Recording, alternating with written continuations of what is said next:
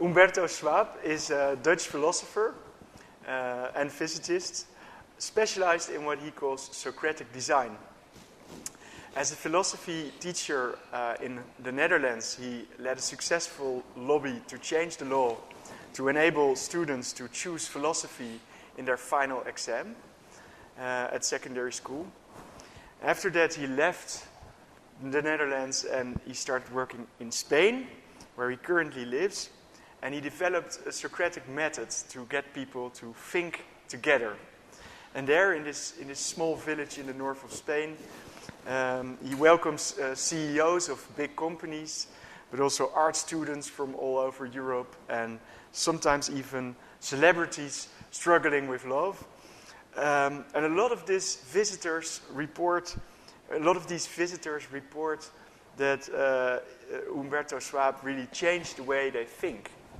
So I'm very curious, what is wrong with the way we think normally, or even do we think normally in day-to-day life?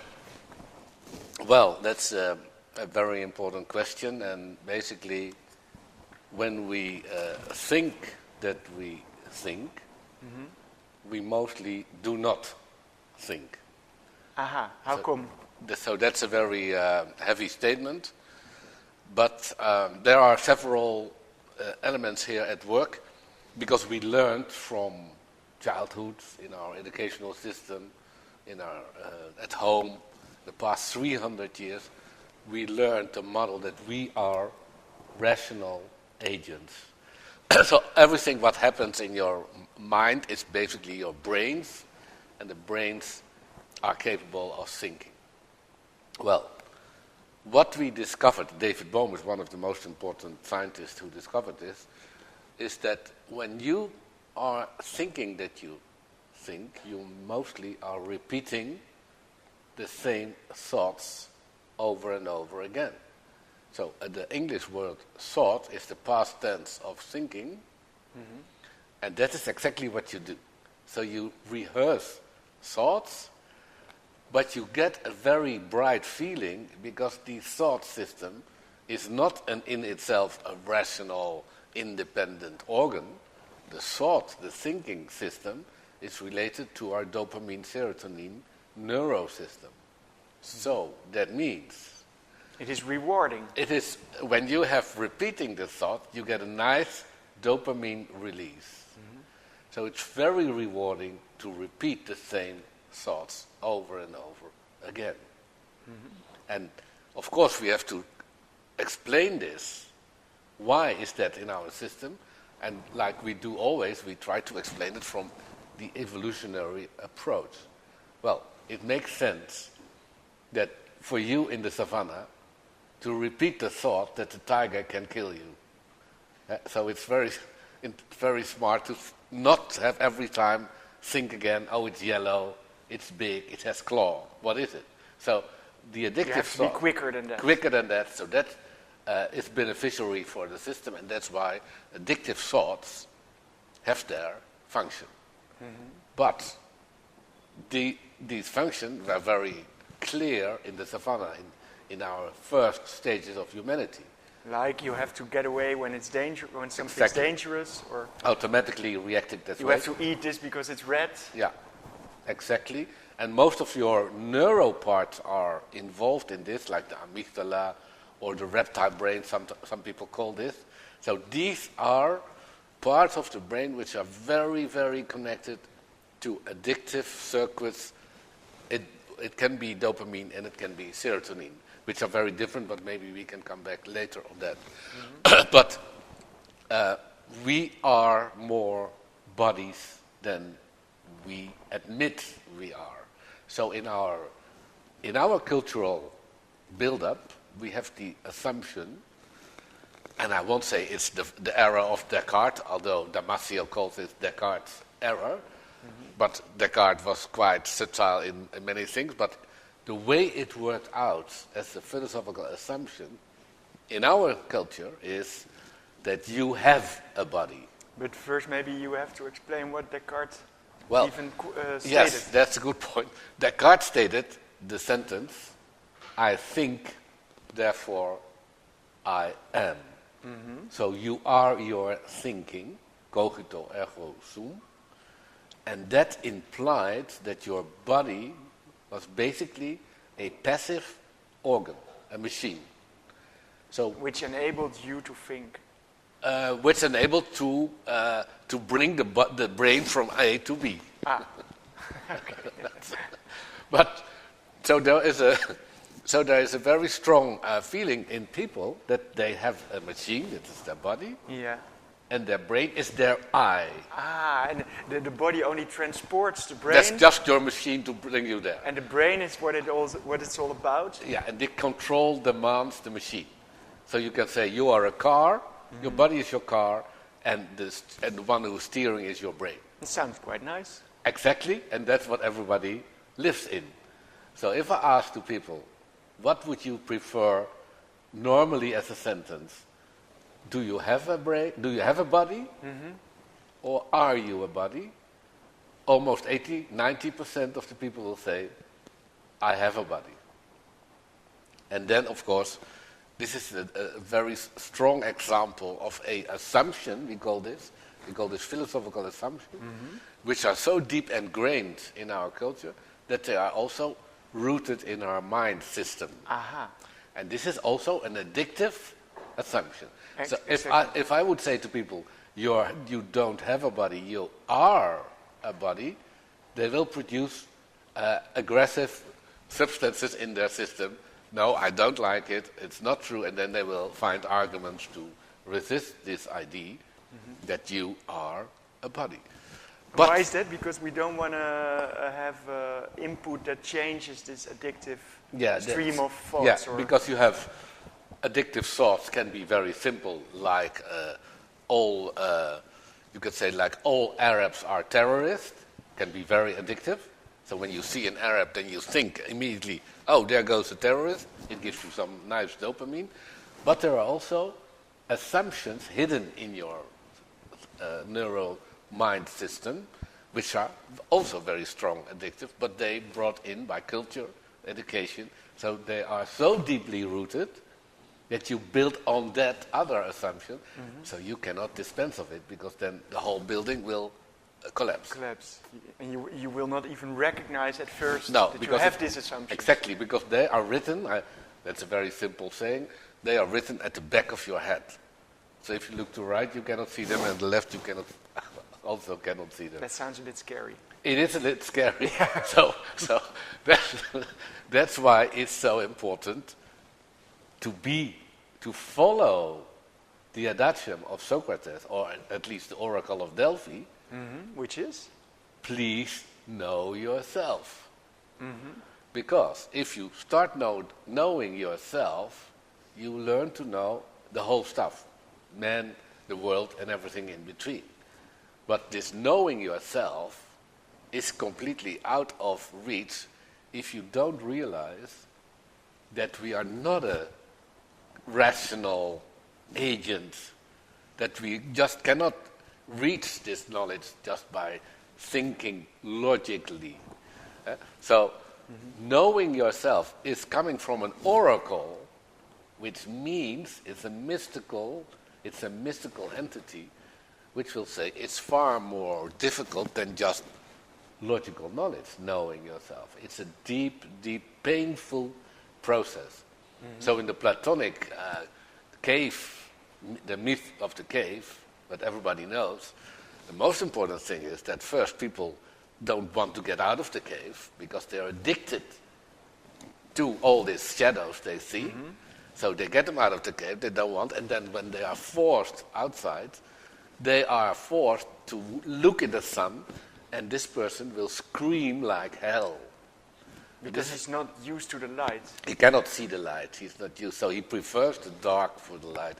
So this is the metaphor which we all have in ourselves, and the challenge is, please, for God's sake, and that's the oracle, go and know yourself, because if you don't, you will cause a lot of harm to yourself and to the others. Okay. We started talking about thinking. Yeah. And now you say the major assignment, so to say, or the thing you have to do in life is know yourself. That's what it starts with. You also mentioned Descartes and the last 300 years, in which we started looking at ourselves in a different way. Could you say maybe what's the difference in the way people looked at themselves in the time of Socrates and Plato and Aristotle, and the way we look at ourselves now in the scientific age? Well, it's exactly the right word, the scientific age. We call it scientism. Yes. Scientism is a, you can say, unlimited belief in the force of science. Mm-hmm. And this is an assumption which is so strong, and it's connected to, you can say that we are logical creatures who can observe facts and then can deduce knowledge out of this. Mm-hmm. But here we find very interesting blockades, because I told you your thinking is limited by your addictive thoughts, but also your observing the world is limited by your addictive thoughts. So if you think that this colored people or that red people are aggressive, you will not watch a red person, you will watch an aggressive person. So this bias in what we look outside is very strong, already discovered by Popper. Mm-hmm. Popper said to physicists, 100 physicists in a meeting, go and observe. And then people start waiting, what does the man say? And he said again, observe. And nobody did something. And then the third, he got more aggressive. Popper said, can you please start observing? And then they got a little bit annoyed, and then he said, you see, you cannot observe. There are no facts.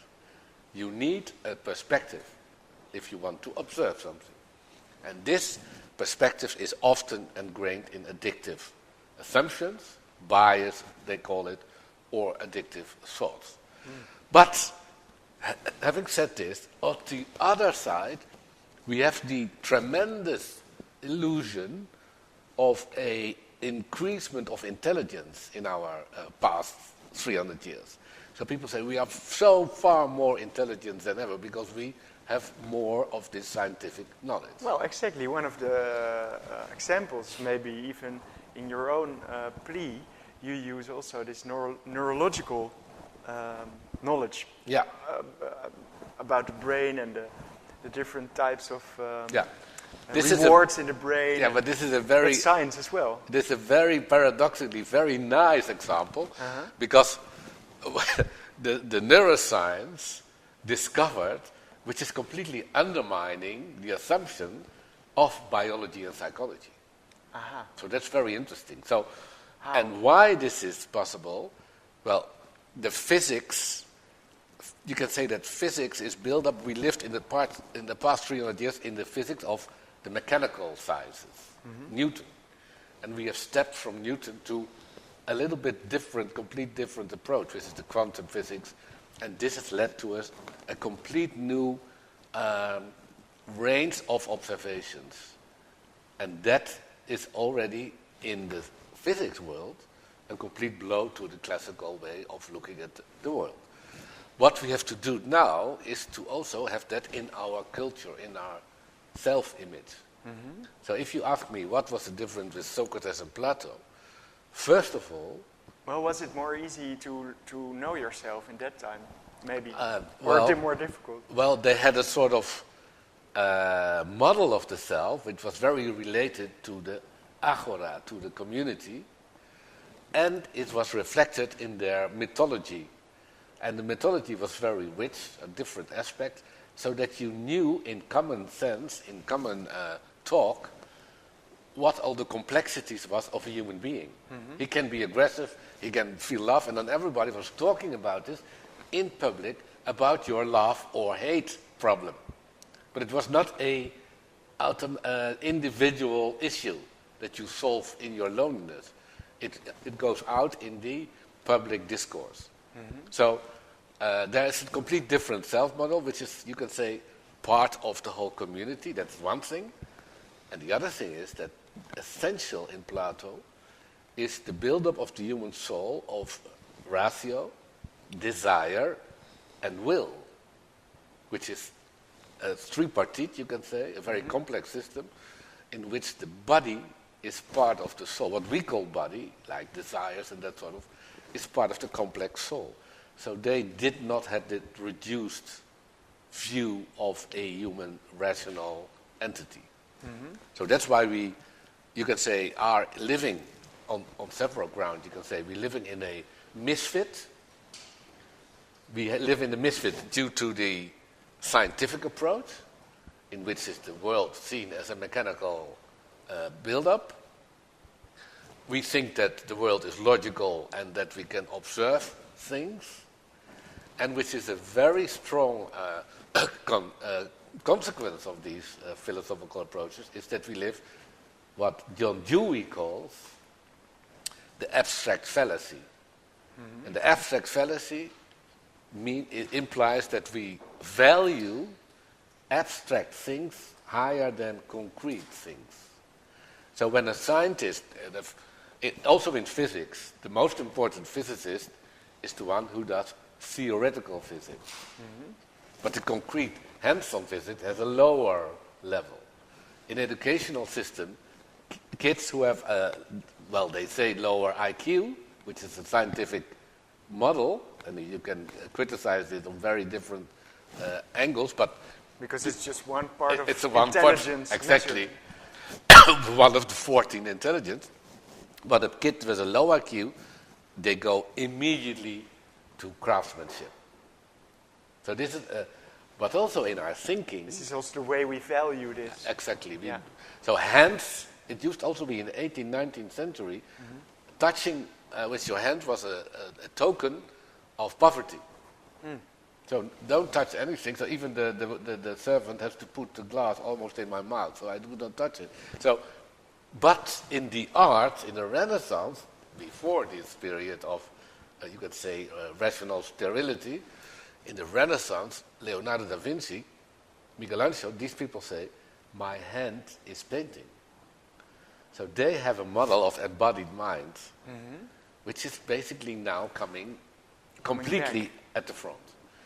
Because thanks to neuroscience, we know that our brains have developed thanks to the hand. Thanks that we were standing on 2 feet and we had our hands free, so we can make subtle movements with our fingers. So we are completely in our body connected to the world outside, which is a complete other model than the Cartesian cogito ergo sum.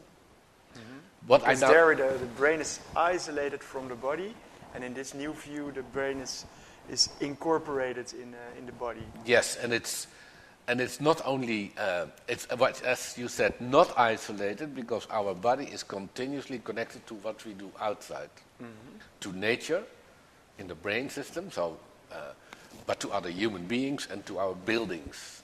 So we know all sorts of influences of architectural structures on our system. If you have a lot of typically figures that can cause a lot of aggression or aggressive moods or adrenaline in your system without you knowing this. So these are very different, interesting discoveries thanks to the subtle measurement of quantum physics, quantum and neuroscience, and we're coming back to this notion of the thinking body, and we call that embodied mind. And the interesting thing is that all these positions are always present in philosophy. This one, but the other, the opposite also. So we live always in a model built on philosophical assumptions. Although people say, I don't know philosophy, it's in you. But without being aware of it. Without being aware. And that's that's tragic. Yeah, and also that's a reason maybe why this thinking doesn't really go well. Exactly, because the thinking can produce a lot of aggression, the thought, against new thoughts, So when people are in a meeting and they have to let go their own thoughts, they will not, because their system will work like they used to work against the tiger. They start defending their system, while they should incorporate the thoughts of the other people. But many meetings, all the people are continuous in their own line of reasoning, not suggesting they are listening, but they're basically continuing their own track of addictive reasoning. And this is the explanation why, with all this science, all these universities, all these think tanks, all this intelligence, innovation labs, etc., we have not come quite further in solving major problems in the world. Yeah? So you can say we cannot think adequately, we cannot listen adequately, and we do not know which philosophical assumptions are working in my head. So people don't know that, for instance, the notion that people are egoists, if you check it, most of people will say, I agree. People are egoists. But this is an assumption which has been incorporated in our society just since the Thomas Hobbes philosophy, like the desire for power, or the search for possession, or the man is the man, the wolf approach. So this is so deep ingrained that you even get young adolescents not out of this model. But we know from different philosophies, since Plato's Aristotle has said, you are only a man when you are a man of the community. If not, you are not a full-grown personality. So these, you can say, these elements come at this moment. We can reconsider all our build-up, but we have to take in account which assumptions are working in my head. So that's the first step? Yeah. Or sorry, you went... So, but that's why it's so difficult that people cannot think, and when they, as an individual, it's even harder, because as an individual you are completely locked up in your assumptions. And that goes for anybody? This goes for everybody, and mostly you can live a pretty well-organized life with all this stuff, but if you go really deeper in your assumption, then you get rid of some of them which are steering you very strongly without you desiring it. And this is almost psychology, isn't it? Well, you can say that psychology is part of philosophy. It used to be that way. But this is more philosophy because it deals about philosophical principles that we embody in ourselves. So psychology, if we go in therapy, it mostly is about problems. Now, we don't say you go in Socratic analysis because of it's a problem. No, because you want to get rid of blocking assumptions.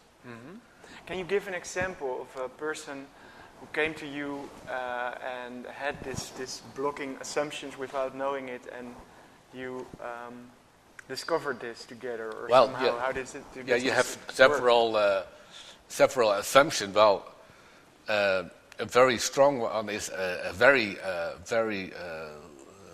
gifted young lawyer in the Netherlands came to me because he was incapable of saying no in his job. So he said always yes, and then he got a burnout.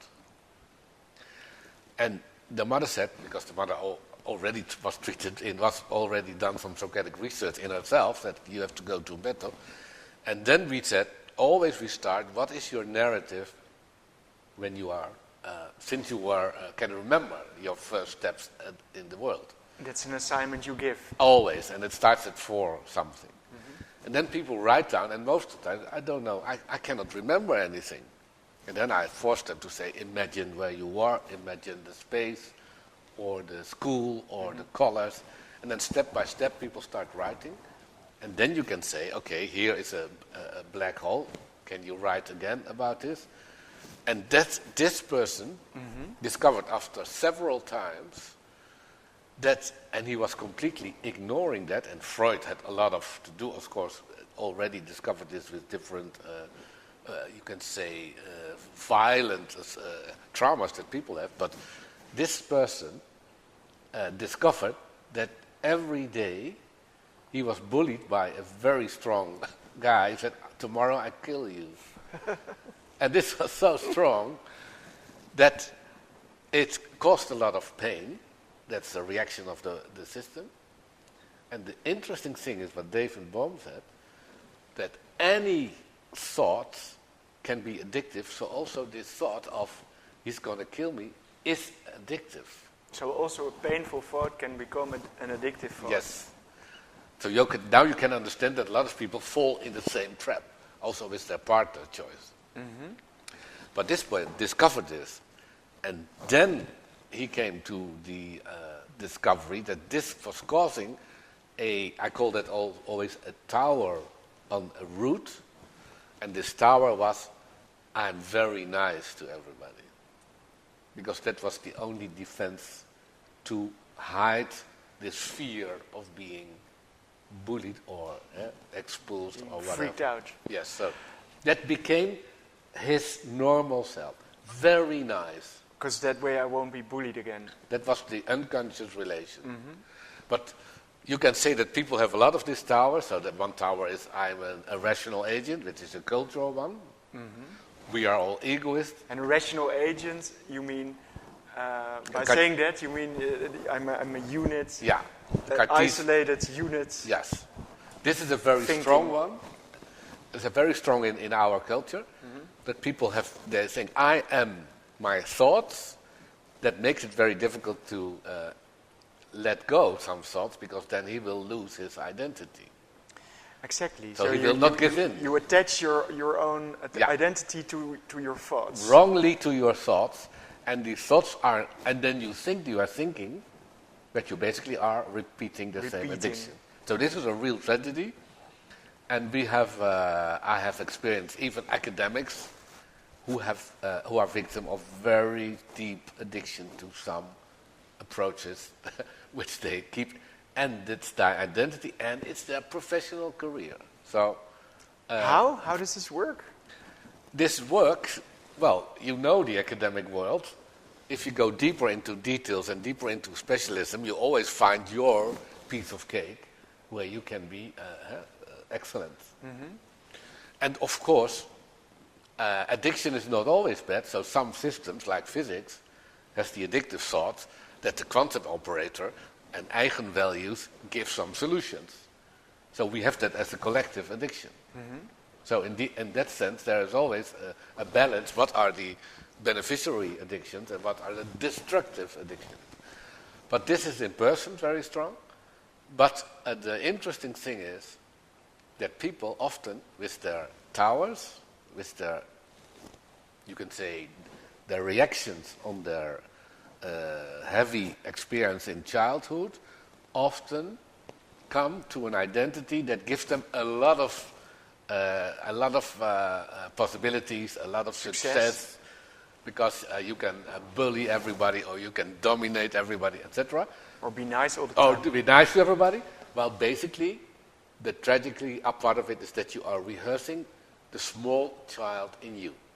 We can see that, of course, in Trump, and he should do this MLS, and then he should come to the north of Spain, to your village. And then he would cry for weeks, because something was very hurt, so that he keeps in that.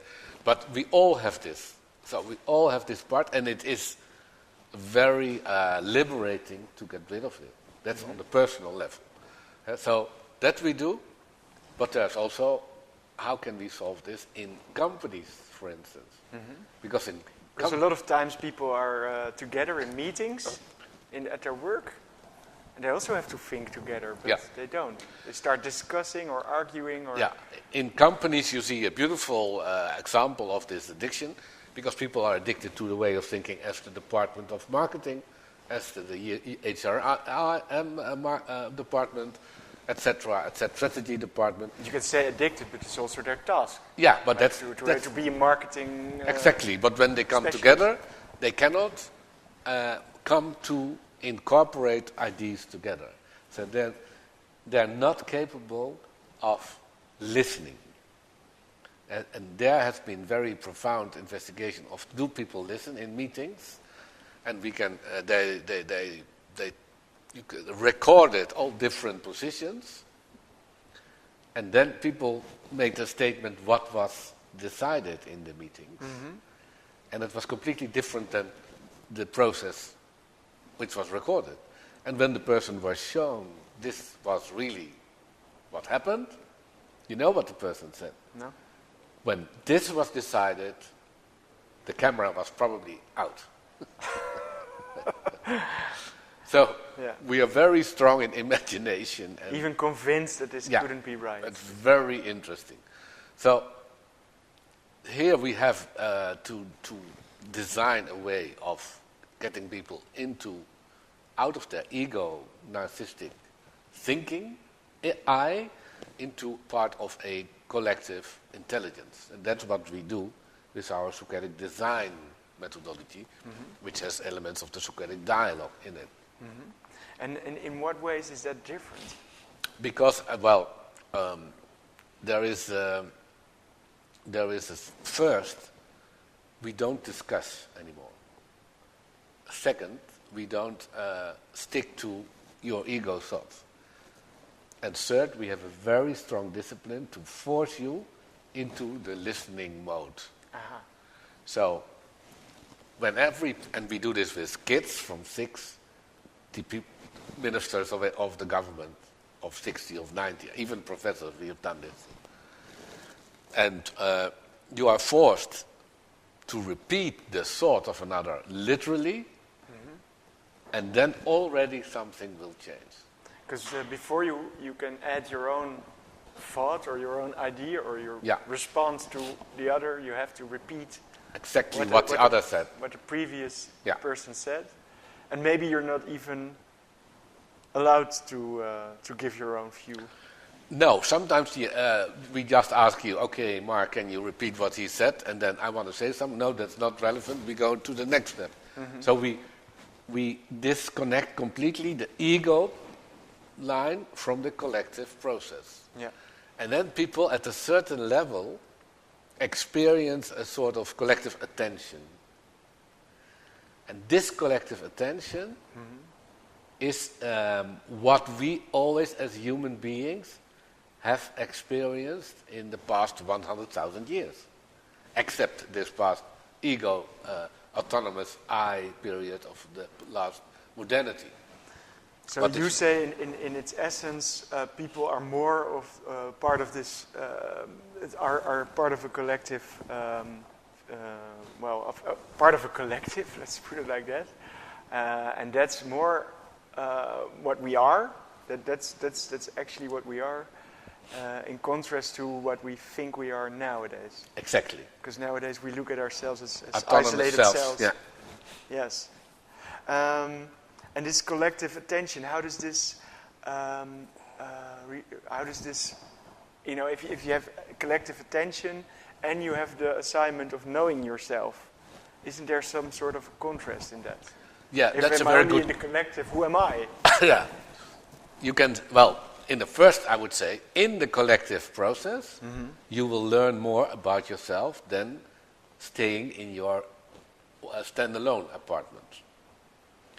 Because if the Oracle of Delphi said know yourself, it will tell you that in you basically are all the layers of human history, human tradition, human inclination is stable there, is in you. So to say this is me is an arrogance, because you are built up on 100 of generations. So it's That's in also you. a Socratic idea, isn't it? It's very Socratic, because deep in us we have the universal knowledge, the universal world. Yeah. Because Socrates said, I'm only liberating the idea, right? Yes, so it's a midwife. It's a very good world. So what we do is getting people away. But your question, can I find myself in collective attention? More, because thanks to the collective attention with this disciplined process, we free you from addictive thoughts, blockades, and inclinations of aggressions. So you get a sort of hyper empathy, and that makes you open for insight in yourself. Hyper empathy. That sounds quite quite fascinating. It's a sort of people. David Bohm would say that people connect in this dialogue method so strongly that they feel a collective. You can say one collective soul, and that's a hyper empathy, because then we are basically part of this soul. And I believe that human beings want this, and it's their natural state of being. And of course, it's very nice to be alone sometimes, but not always. And you can learn and develop meaning in this collective attention. So that is why people who grown up in I was grown up in a family of 5 children, and what you always wanted is to go home and just sit together. Just be together. And you don't need to talk about anything. Nothing in particular. Just being is in itself something what people search for. So that's why people go to big pop festivals, because they lack this whole feeling of animal presence. And being in a collective. And being in a collective meaning. Yeah. So this is very interesting if we look at if this is what people experience, and it's my experience that we are never a failure because we do very complex projects.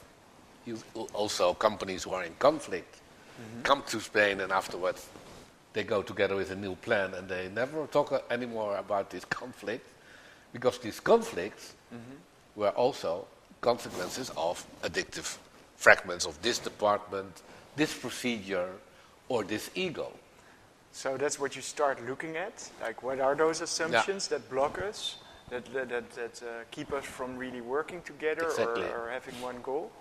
And how do you develop as a person, if you would know your assumptions, if you would know I'm blocked by this idea in my head without knowing it, now I know, how can you change that after that?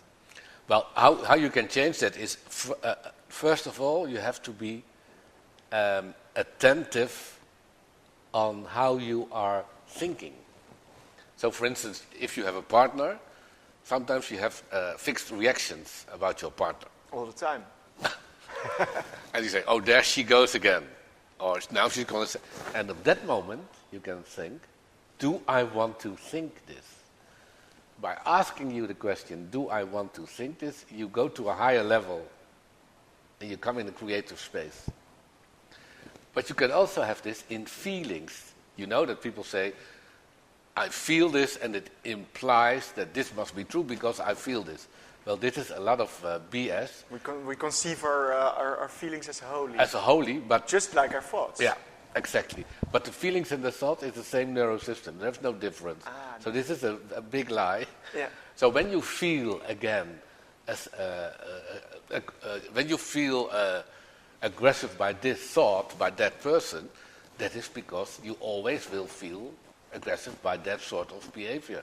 So change that addiction to that feeling. So you can also ask yourself, do I want to feel this? And you can really change it only by asking yourself. Only you have to practice this, and of course then we do the Socratic analysis, we do story building and narrative building and so on. So you need maybe some dialogue and some training to really get into it, but you can change that. But you can do it at home in the light version, like you always every day watch yourself in front of the mirror. What shall I wear today?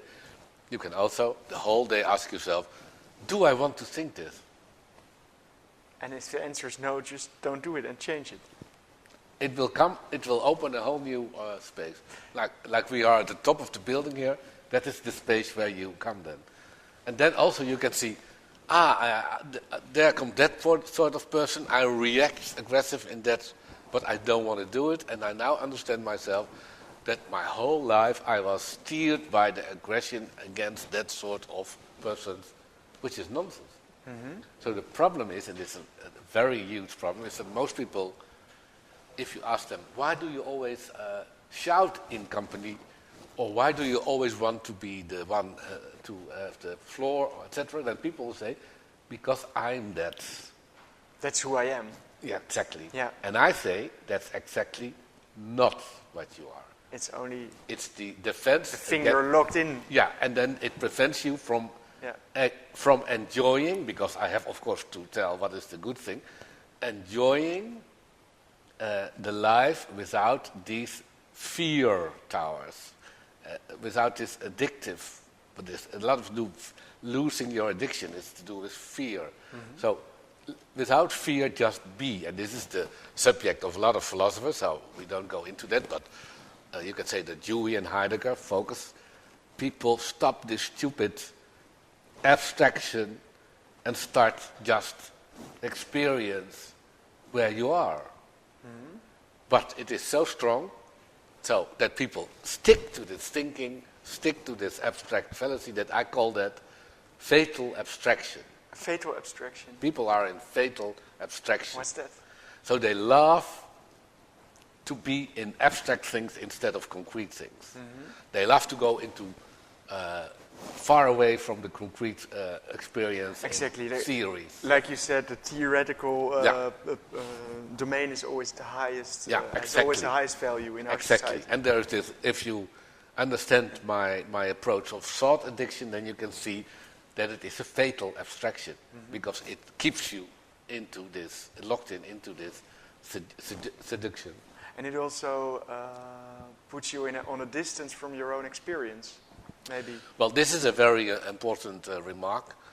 Probably we, most of the time, do not experience, because we are locked in our addictive thought. It's so far from interacting with your body, with your environment. Because if you agree that your thoughts are not yourself, they are just coming from outside. So that's what I would say to people. And then don't think that your thoughts is just coming from it. So forget that. What's you is your embodied system. And to feel that is the challenge for people. But right. Then you have to dare to not stick to, I have to work hard. I have to grow in my competence. I have to deliver. All that sort of addiction. It's very important. Exactly. But and somehow contradictory. There's at one hand you say you have to find this way to experience, to get in touch with this embodied mind, so to say. And on the other hand, the key to that, it's the collective. Yep. Is the shared experience, the shared thought. So it's again shared thought. It's again thoughts that are not yours, but in a different way. Well, you can say that. What's the difference? I mean, the point is when you are in this collective. Yeah. It's like a football game. The ball goes and you don't know where it goes. You can get the ball, but you don't know when. So you are present. So in this collective dialogue. In a Socratic dialogue. You are very present, and something will happen, and that is the experience. Mm. And because you've experienced it, and then I send people to watch trees and so on, very important. You send people to watch trees? Yeah, watch a tree for 1 hour, and then people feel that they're not able to see. That's again the not being able to observe. Yeah, like, because they have this fatal abstraction, because they see a tree and then they say, it looks like my grandma, or they have this structure of, they're not capable of just letting the experience come to them. It sounds almost also like a Buddhist or Zen approach. Well, that are not very bad approaches. No, but it's still philosophy, right? Yeah, I like to stress that it is philosophy. The whole ocean of philosophical approaches, all these people try to get us on the reflection, what does it mean to be a human? What does it mean to lead a meaningful life? So this ongoing dialogue, you have to do it with philosophy, because if you do it in psychology, you only get the assumptions of this type of psychology. Mm-hmm. So for instance, to give you a horrible example is behaviorism, which was dominant in the past 50 years. will say, oh, I don't mind if you're feeling this or that. I just watch your behavior. You look normal. Go on work. Soul was forbidden in the psychiatrist vocabulary during 50 years. I would say we have to get back the word soul as soon as possible. Soul. And why is that? Because soul, we talked about this collective attention, we talked about the interaction with you and the system, with you and another person, and to give that a name, we can better use this old word soul because it has in it the bodily experience, the mind, the heart, or as Plato would say, head, heart, and belly. The three core centers, also in the chakra theory. And if you say these three can only flourish in a collective interaction, and that we call soul. But you can also use this word soul for something like, if you go to the Jordan 50 years ago in Amsterdam, or Barceloneta in Barcelona, you could feel the soul of the community. So people are, and this is a very important change with the cogito ergo sum, you are the environment you enter. Because you grew up there, right, in the Jordan? No, I lived there as a student. As a student? And I saw this from an outsider. Yes. And how does this work? What was this collective soul in this collective day-to-day soul life? is like a continuously language sharing on commenting behavior, on commenting persons, and with a very, very sharp humor and irony. But this was their soul. And then there was singing and there was painful conflicts. But this was not an individual. This was always collective language.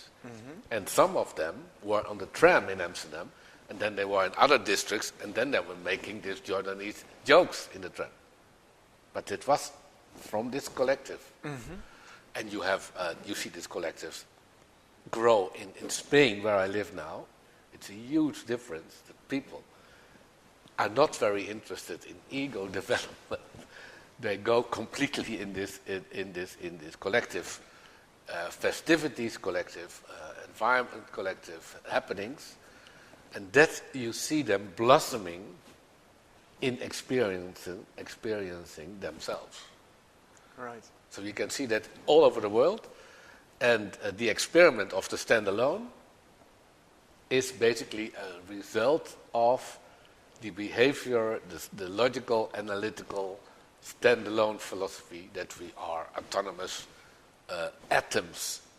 The philosopher, you could say, Charles Taylor would try to teach us that we are not individuals, like we are proud to say, but we are atomic selves. And an atomic self in the Greek means unpenetrable. You cannot penetrate it. It's a hard core. Hard, yes, a hard skin.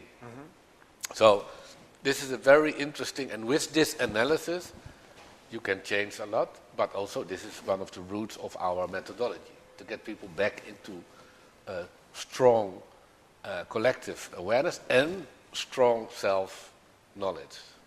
And that's more than just being together or thinking together, but it's also about discovering these pre-assumptions that block us, and maybe also changing it by developing new ones, right? Yes, so when the example of a company that's complete in disarray comes, analyze what's going wrong, forget their conflicts, try to solve it together, and then they develop new scenarios. So they develop new narratives. So we have to live this way. So we have to use these procedures, these rituals. So from now on, we don't say hello. We say, how are you? And what did you do yesterday? So we give attention to somebody. Well, that can change the whole company. It can be as simple as that. It can be as simple as that. And that some business guru know that without this Socratic underlay. But you can see that we are our environment. We are determined by our environment. So if you want to change profoundly, you can also say, change your friends. Or, what I did, change the culture. So if you want to live in Spain or Australia or whatever, you will become a different person. Or start living in a different culture, Yeah. you mean? Yeah. And then you will change. You will change. You will get new ways of connecting with the other and then by yourself. All right. So that's a very hopeful. So a lot of people say change is very slow and have to be step by step. It's not true. We can overnight change whole districts.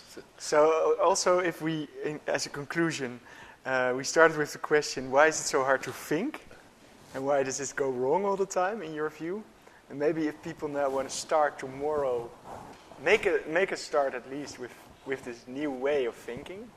What they can do is observing their own thoughts, like you said. And are there any other advices they could start with right away? Yes. They can, for instance, think about a new ritual in their environment and then see how that changes their environment. So, well, very simple is from 8 till 10, we don't have screens. That will change your whole being. Or we play games, board games again. That's a new ritual. An old ritual again. Exactly. It changed completely. Or we look at each other and say, what has been a problem for you today? It changed your whole environment.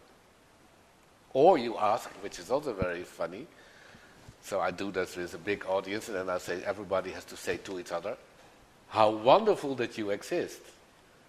And then his whole energy is like 2 meters higher.